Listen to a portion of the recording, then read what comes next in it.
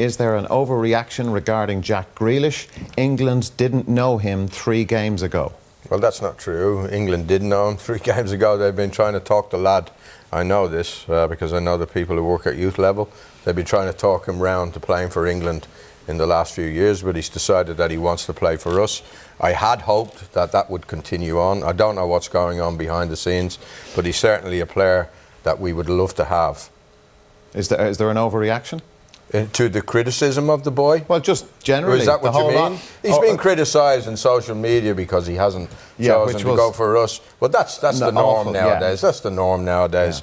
I think the kid wants to be sure when he makes a huge decision. But I fear that the fact he's dwelling so long to do it, that we may not get him. I think the remarks made, I think he and his father, who is a big factor here, and a presence, they deserve, it's their right, their prerogative, and we should be patient and hope he decides to play for Ireland.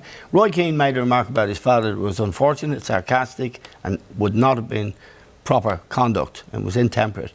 And Martin O'Neill made a remark the day before the English Cup semi-final when he was the man of the match against Liverpool, which Aston Villa won, saying that he thought the Scotland match would be too big for the lad. Well, he played and was man of the match in the semi-final. I don't think Scotland would have been, but that was an ill-advised remark. If you was it not fair comment at that time because we hadn't seen him in the Cup semi-final? I know he was brilliant, but we didn't know. He was played a couple of senior games for Villa. Tim Sherwood plucked him out of reserves to get involved in a fight for Aston Villa's life to stay in the Premier League, and he has been magnificent. And he was again last Saturday. So this is a good, promising young player.